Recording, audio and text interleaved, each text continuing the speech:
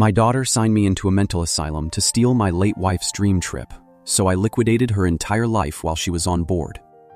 Sign the paper, Chloe. He is an old grease monkey. He will not even realize he is in a locked ward until the heavy doors click shut. That was the exact sentence that came blasting out of the old nursery monitor sitting on my kitchen counter at 5 o'clock in the morning. I was not senile. I was not confused. I was just standing frozen over a pot of black coffee, listening to my own daughter and her arrogant husband plot my legal execution in the guest bedroom upstairs. They had no idea that the ancient baby monitor from 10 years ago was still plugged in behind the microwave, its microphone picking up every single word of their sickening little conversation. Chloe did not even hesitate. I heard the distinct, sharp scratch of a pen against paper, followed by her low, cold laugh. He has been obsessing over this Mediterranean rail voyage for months, Dominic. It is pathetic.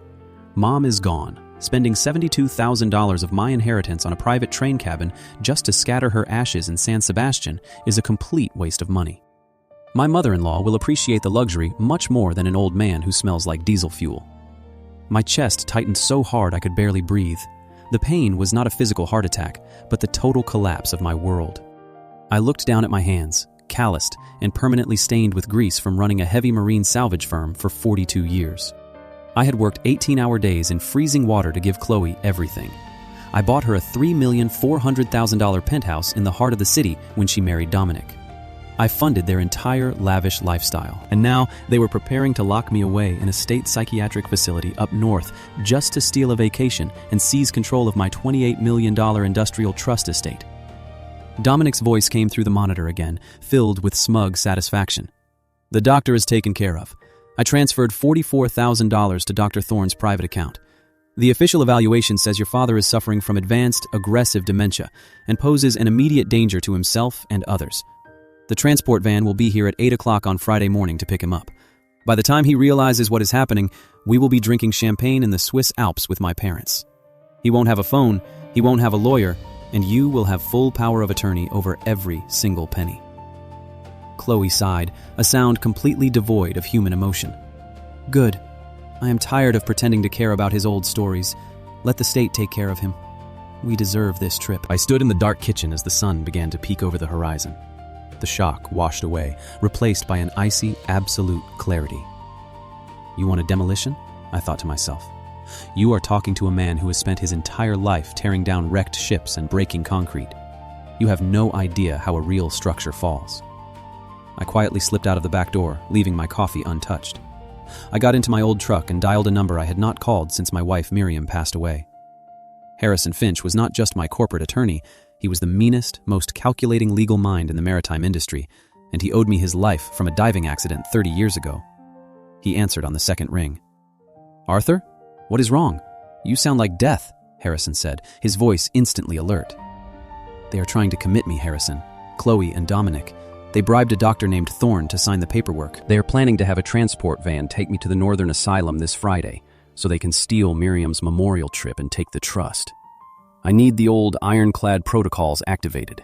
Every single one of them. There was a long pause on the line, followed by the sound of papers rustling. Harrison's voice dropped to a whisper that sent a shiver down my spine. Those ungrateful bastards. Arthur, the conditional deed on that penthouse has a nuclear clause. If the beneficiary commits any act of gross moral turpitude, financial fraud, or physical endangerment against the grantor, ownership reverts to you instantly. And the joint account? The $520,000 they use for their daily spending? Your name is the primary. I can lock them out in 10 minutes. But what about the asylum paperwork? If they have a certified medical order, the police might back them up before we can fight it in court. Then we don't fight it in court first, I replied, my voice as hard as granite. We let them think they are winning. We let them board that train. I want them in the middle of Europe, trapped in a moving metal box with no money, no status, and no escape when the hammer drops. Can you get a federal judge to review the medical fraud by Thursday night? Harrison chuckled, a dark, dangerous sound. For you? I will wake the Chief Justice up at midnight. Consider it done. Get your documents ready, Arthur. We are going to strip them to the bone. For the next 3 days, I played the part of the frail, submissive father perfectly. I sat at the dinner table, keeping my head down, pretending to forget where I placed my glasses. I watched Chloe exchange smirked glances with Dominic across the table. They treated me like a ghost who had already departed the premises. "Are you excited for your trip, Dad?" Chloe asked on Wednesday night, her voice dripping with fake sweetness as she passed me the salt. "You should start packing your small bag. Just the essentials. You won't need much where you are going." I looked her dead in the eye, my face a mask of old age weariness. "I am just looking forward to saying goodbye to your mother, Chloe. That train ride through the mountains was everything she ever wanted. I'm glad you are helping me handle the bookings." Dominic hid a laugh behind his linen napkin. "Oh, we are handling everything, Arthur. Don't you worry about a single thing. The arrangements are absolutely flawless." They had no idea that while they were sleeping, I was signing papers in Harrison's basement office. I did not just plan to take back the penthouse. I contacted an aggressive commercial liquidator named Gideon Crump. Gideon was famous for buying high-end real estate for immediate cash turnarounds, usually turning them into corporate offices or luxury rentals. I offered him the $3,400,000 penthouse for a flat $2 million, on one strict condition. His crew had to take possession and completely clear out the property on Friday morning, the exact minute Chloe's train pulled out of the station. On Thursday night, I checked the electronic bank statements. Chloe and Dominic had already transferred $72,000 from my account to finalize the golden tier tickets for Dominic's snobbish parents, Julian and Cynthia Vance. They had upgraded themselves to the Imperial Suite, using my hard-earned cash to buy the respect of a family that looked down on my entire existence. Friday morning arrived, cold and foggy. I woke up at 6 o'clock. I could hear Chloe and Dominic downstairs hurriedly packing their designer luggage. They were rushing to catch the departure at 7 o'clock. They thought they were leaving me behind to face the asylum van alone. I walked down the stairs, carrying a small, worn leather suitcase. Chloe turned around, her face instantly tightening when she saw me fully dressed. "Dad? What are you doing up? And why are you packed? The transport isn't... your ride isn't here yet." I smiled, a slow, terrifying smile that they had never seen on my face before. "I decided to head to the station early, Chloe. I wouldn't want to miss the departure." Dominic stepped forward, his eyes narrowing as he blocked the hallway. "Arthur, the plan's changed. We told you this. You aren't going on the train. You are staying here for your medical evaluation. The doctor said it is urgent. You need to go back upstairs right now." I reached into my jacket pocket. I did not pull out a weapon. I pulled out a thick, official legal document stamped by the Federal District Court. I tossed it onto the glass hallway table. "What is this?" Chloe asked, her voice trembling slightly as she picked it up. "That is a federal restraining order and an emergency warrant for the arrest of Dr. Eris Thorne for medical fraud and accepting bribes," I said, my voice ringing out like a foghorn in the quiet house. "And if you look out the window, you will see that the van arriving isn't from the asylum. It is the federal marshals." Dominic's face turned an ashen shade of gray. He ran to the window, pulling back the heavy curtains. 2 black SUVs had pulled up across the street. The corrupt doctor had already been picked up an hour ago, and he had sung like a canary to save his own skin, naming Dominic as the mastermind behind the $44,000 bribe. "You think you can trap an old salvage engineer?" I whispered, stepping closer to Dominic until he backed into the wall. "I have pulled broken hulls out of the Atlantic Ocean that were smarter than you. You tried to lock me in a cage to steal my wife's memory." "Dad, please." Chloe cried, her hands shaking so hard she dropped the papers. "It was Dominic's idea. He said we needed the money." "Save it for the grand jury, Chloe," I said, checking my watch. "It is 6 o'clock and 45 minutes. You 4 have a luxury train to catch. If I were you, I would get on it, because by the time that train crosses the state line, you won't have a single dollar left to your name." Dominic grabbed Chloe's arm, his panic completely taking over. "Let's go, Chloe. The marshals are still across the street. If we get on the train, we can cross the border, get to my parents' estate, and sort this out with our lawyers. The old man can't touch our personal accounts." They grabbed their bags and literally bolted through the back door, sprinting toward their luxury vehicle to race to the station. They thought the train was their sanctuary. They thought that once they were on board the ultra-exclusive European Alpine Express, they would be safe from my reach. They had no idea that I had purposely delayed the execution of the property seizures, so they would be trapped inside that luxury rolling fortress with absolutely no escape from the humiliation. At 7 o'clock, the massive, gleaming vintage train pulled away from the city station. On board, in the Imperial dining car, Chloe, Dominic, and his parents, Julian and Cynthia Vance, were sitting at a table draped in white linen, clinking crystal glasses filled with expensive champagne. Cynthia Vance was smiling, her pearls catching the morning light. "Oh, Chloe, this cabin is absolutely magnificent. To think your father was going to waste this incredible voyage. Julian and I are so deeply grateful. You truly belong in our family." Chloe forced a smile, her heart still hammering from the encounter in the hallway. "Yes, Cynthia. We just wanted to make sure you were taken care of. Dad is, well, he is being taken care of too." Dominic took a deep breath, downing his champagne. "We are safe here." The old man is bluffing. He can't undo a bank transfer that is already cleared, and he certainly can't touch our penthouse. It is in your name, Chloe.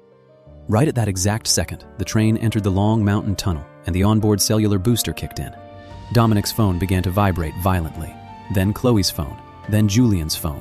A barrage of high-priority alerts shattered the peaceful classical music playing in the background of the dining car. Chloe opened her banking app. The screen flashed a brilliant, blinding crimson. Account closed. Balance, 0. What? Chloe screamed, slamming her glass down, spilling champagne across the pristine table. Where is the money? The $520,000 is gone.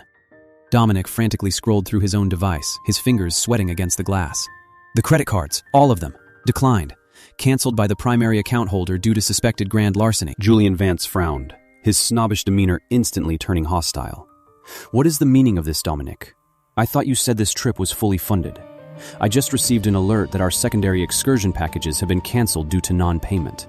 "Dad took it back," Chloe whispered, her eyes wide with pure, unadulterated terror. "He emptied the joint assets. He took everything." Dominic tried to maintain his composure. "It doesn't matter. We still have the penthouse. We can take out an emergency equity loan the second we get off at the next major station. We can sell the art, the furniture, your diamond collection. We aren't broke, Chloe. We still own prime real estate." But the demolition crew was already at work. Back in the city, at exactly 8 o'clock, 3 massive moving trucks from Gideon Crump's liquidation firm backed up to the entrance of the luxury penthouse building. Armed with a certified court order signed by a federal judge confirming the immediate reversion of property due to severe elder fraud, Gideon's men did not knock. They used a heavy mechanical breaching tool to pop the locks off the custom mahogany doors. A team of 20 men flooded into the $3,400,000 penthouse. They didn't pack with care. They worked with the brutal efficiency of salvagers clearing out a sunken vessel. Chloe's custom walk-in closet, filled with over $200,000 of designer gowns, rare shoes, and luxury handbags, was stripped bare in less than 45 minutes. The heavy velvet curtains were torn from the walls. The imported Italian marble statues were rolled out on heavy dollies. By 9 o'clock, a massive crowd of city residents had gathered on the sidewalk below the penthouse terrace. Gideon's crew began wheeling out giant, industrial-sized rolling bins filled with Dominic's pristine watch collections, Chloe's jewelry boxes, their high-end electronics, and crates of expensive clothes. Following my exact, explicit instructions, Gideon had a massive, 10-foot-long wooden sign erected on the sidewalk. Painted in blood-red letters, it read, "Everything must go. Free to the public. Criminal eviction in progress." The sidewalk erupted into a frenzy.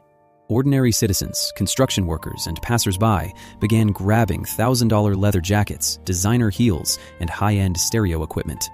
A homeless man wrapped himself in a limited edition mink coat that Dominic had bought with my credit card the previous winter. A group of college students carried off a custom-made velvet sofa. Within 2 hours, the entire physical manifestation of Chloe and Dominic's arrogant lifestyle was completely disassembled and distributed to the public. The penthouse itself was officially locked down with heavy-duty construction padlocks, its keys handed over to Gideon's corporate leasing office. Meanwhile, back on the luxury train, the situation had degenerated into a public nightmare. The chief train steward, a tall, imposing man in a pristine uniform, approached the Vance family table in the dining car. 2 burly onboard security officers stood directly behind him. "Mr. and Mrs. Vance? And Mr. and Mrs. Sterling?" the steward asked, his voice icy and devoid of its previous warmth. "Yes? What is it?"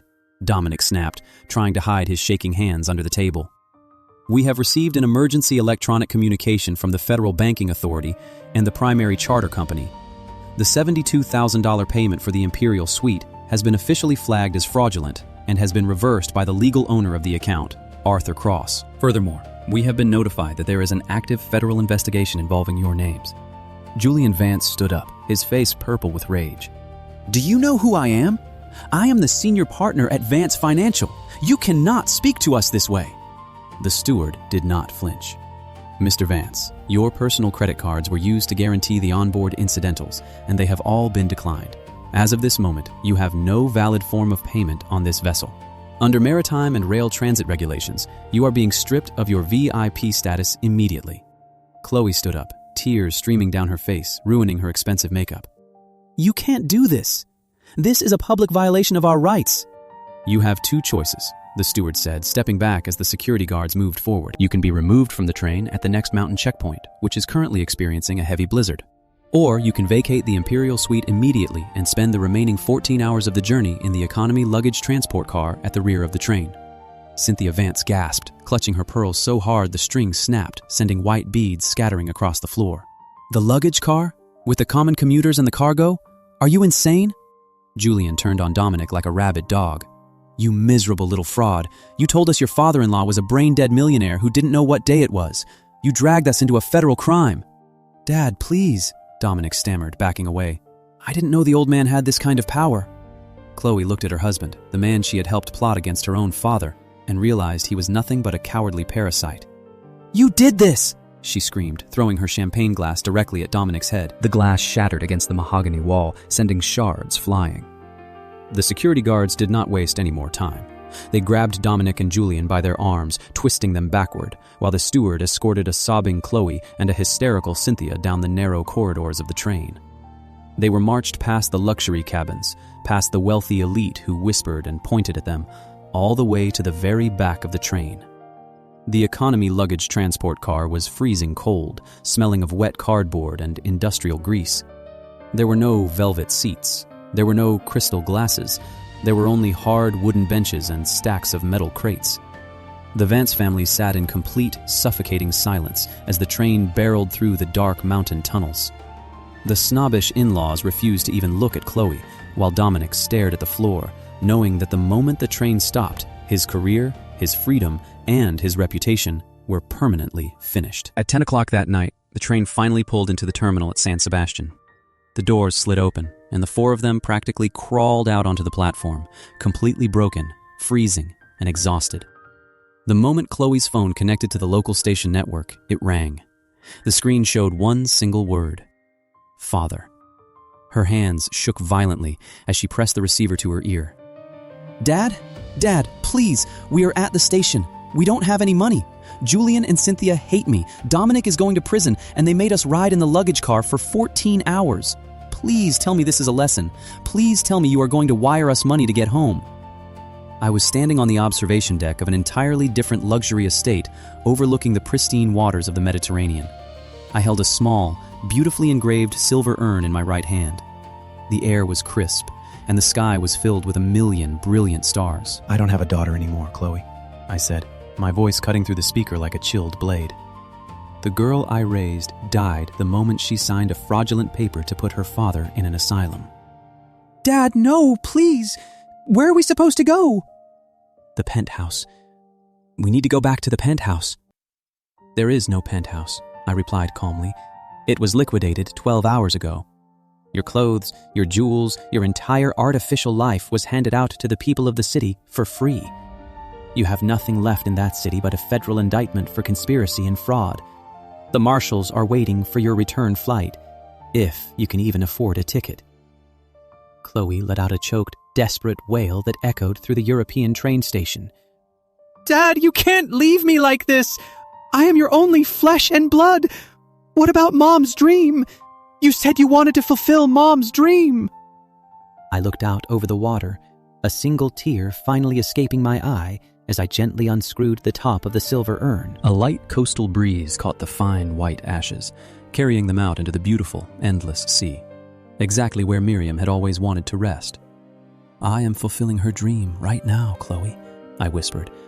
She always wanted me to be free of Rex, and today I finally cleared the biggest piece of rotten debris out of my life. I hung up the phone. I popped the SIM card out of the slot, dropped it over the railing into the deep blue water below, and walked away into the warm European night.